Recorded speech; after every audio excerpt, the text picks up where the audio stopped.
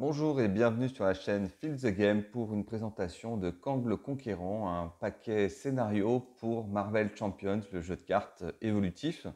Donc je vous ai fait quelques vidéos concernant Horror Arkham, un jeu de cartes de la même compagnie, qui est dans un thème beaucoup plus horreur, gothique, avec un jeu de cartes qui est beaucoup plus narratif et un deck building qui est beaucoup plus complexe. Là on est sur un jeu qui est beaucoup plus tonique, beaucoup plus rapide, plus court, qui joue, alors maintenant qui joue en campagne, hein, mais sinon, comme au début du jeu, vous avez des paquets de scénarios qui sont dans les 16-17 euros, donc, et que vous pouvez acheter pour des parties plus courtes, qui ne sont pas des campagnes, et donc vous pouvez faire un scénario contre un méchant, Kang le Conquérant. Donc Kang le Conquérant, il n'est pas très connu forcément dans la BD, même s'il y a un film qui est prévu, hein, dans le MCU.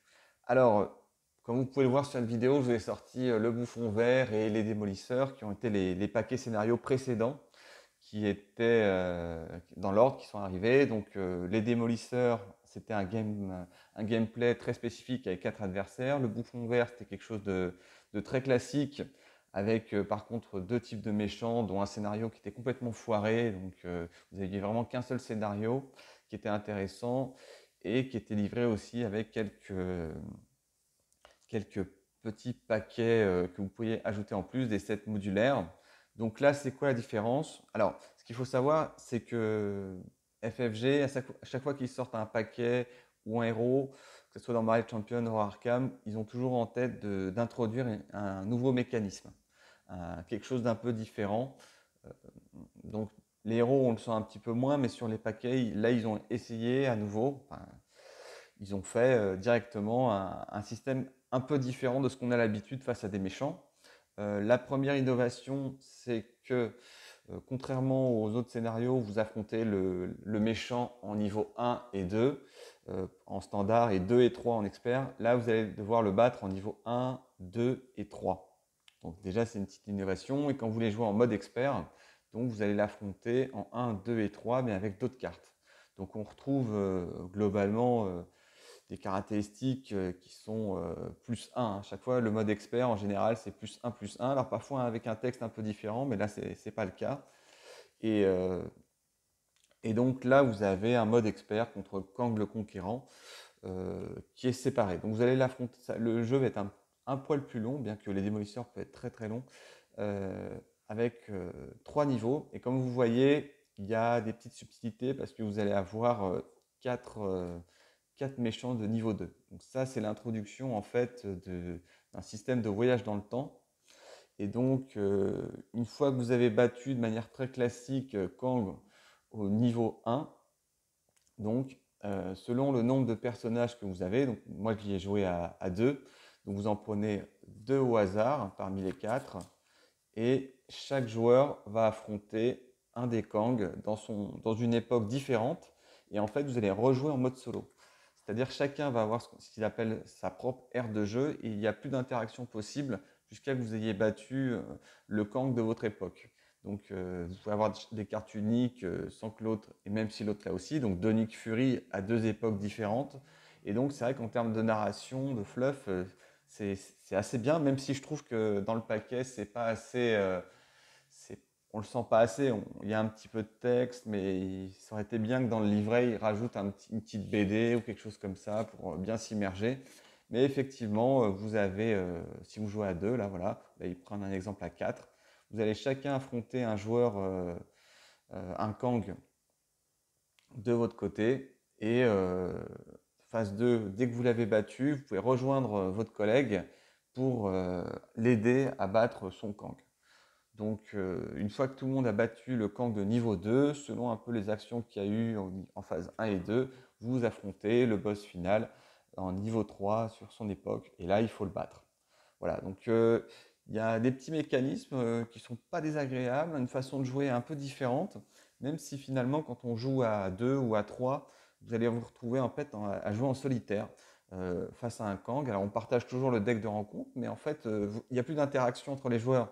Donc, on ne peut pas défendre l'autre, on ne peut pas attaquer les uns les autres, quoi. Donc finalement, c'est assez marrant. Alors si vous jouez à 3, l'avantage, c'est que une fois que vous avez battu votre Kang, vous allez pouvoir affronter un des deux autres, celui qui est peut-être le plus en difficulté. Quand vous êtes en mode solo, bah, ça fait un peu de rejouabilité, vu que finalement, en phase 2, c'est pas toujours le même adversaire que vous allez avoir. Ça va dépendre de votre tirage au sort. Donc ça, c'est pas mal aussi en solo, parce que ce jeu aussi est très bien en solo ou en solo, peu importe, quoi. Donc même en solo, vous pouvez faire une bonne expérience de jeu. Et, euh, et voilà, en plus vous avez une petite quête annexe, mais ça, pour le coup, je pense pas que ça a changé grand-chose. Voilà, créer votre propre jeu et les textes sont équivalents et les niveaux sont équivalents. Voilà. Donc là, vous avez un petit coup en standard. Je l'ai joué en standard, c'était sympa, pas très difficile. Ça change un peu de la dernière campagne euh, avec les Gardiens des Galaxies, là où Renan est vraiment. Faut y aller vraiment avec les héros les plus balèzes du jeu, avec les decks les plus aboutis. Sinon, vous prenez 3 cartes de rencontre dès le départ, des attaques à 6 et à 7. C'est un peu violent. Donc là, on retrouve un petit peu un jeu un peu plus standard, un peu plus simple et agréable. On est un peu moins dans la souffrance. Mais là, là c'est quand vous jouez en mode standard. Voilà. Après, vous pouvez jouer avec le mode expert. Donc le mode expert, donc vous le connaissez, vous rajoutez quelques cartes en plus du standard. Et vous rajoutez aussi donc, le niveau. Alors, en gros, il a plus 1 à chaque fois. Hein. C'est pas tellement différent. Par contre, aussi, ce qu'il y a de bien dans ce pack, donc vous avez un grand pack principal de Kang. Donc, c'est là où il y a des nouvelles traîtrises qui sont dans le fleuve. Donc, c'est aussi assez agréable. Mais vous allez avoir 3 packs, 3 sets modulaires. Donc ça, c'est le set modulaire temporel, c'est le premier set. Et donc ce qu'il y a de bien en plus, c'est qu'il vous donne le niveau de difficulté des sets. Donc 3 sets de rencontres. Donc on retrouve un peu le niveau de difficulté qu'il nous avait donné au début et qui est assez sympa pour essayer de calibrer un petit peu la difficulté sans qu'on ait à lire toutes les cartes. Donc comme ça, on n'a pas besoin de lire les cartes, on garde la surprise et on balance le set modulaire en plus. Donc, il conseille le temporel au début. Et après, vous pouvez augmenter dans un niveau de difficulté. Donc, le maître du temps, c'est niveau 6. Et ici, les anachronautes, donc eux, c'est niveau 8. Donc, niveau 8, je crois que ça commence à faire pas mal. C'est le niveau de Moloch. Donc, je pense que vous pouvez jouer à différents niveaux selon votre façon de jouer. Donc, je vous dis, moi j'y ai joué plutôt en standard pour l'instant. Je vais y jouer c'est mes premières impressions, hein, donc je n'ai fait que 2 parties, mais plutôt agréable. Si on a trop de facilité, je pense qu'on peut facilement monter en niveau en bougeant les sets modulaires et en bougeant aussi en expert. Donc, je pense que ça peut introduire des cartes bien violentes, bien difficiles. Ça, ils savent le faire aussi. Et donc, c'est plutôt sympathique. Je trouve que, voilà, autant les démolisseurs, c'était un paquet de scénarios qui est très oubliable, autant le bouffon vert, euh, on- c'était un peu mitigé parce qu'il y avait là aussi des sets modulaires à rajouter pour les scénarios de base. Il n'y avait pas forcément un grand choix et puis il y avait quand même un scénario qui tenait bien la route. Autant celui-là, il est parfaitement correct, quoi.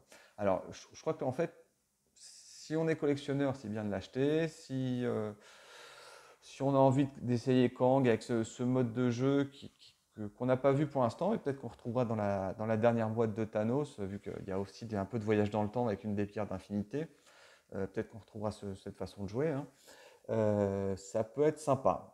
Après, si vous avez des budgets restreints, vous n'êtes pas forcément collectionneur, on se pose la question quand même de l'intérêt maintenant des paquets de scénarios qui coûtent 17 balles, alors que pour un peu moins de 40 balles, vous pouvez avoir directement une petite boîte d'extension avec une campagne en 5 scénarios, 2 héros. Donc voilà, là vous avez seulement des cartes de méchants, hein, avec des sets modulaires, donc ça c'est déjà pas mal parce que dans le bulldozer on n'avait rien.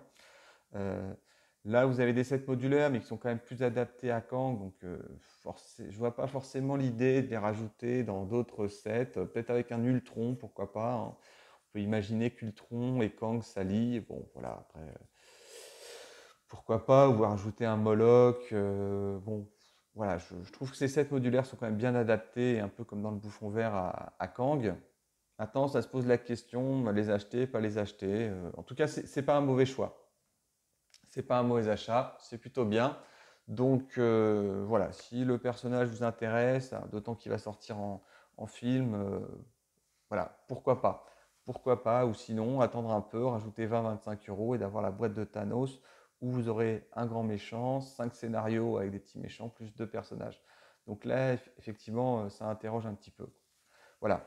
Bah, écoutez, si vous avez apprécié cette vidéo, n'hésitez pas à ajouter un petit pouce vers le haut, abonnez-vous à la chaîne, et puis si vous souhaitez que je vous fasse une présentation des autres sets modulaires ou d'autres scénarios pour Marvel Champion, n'hésitez pas à le rajouter en commentaire.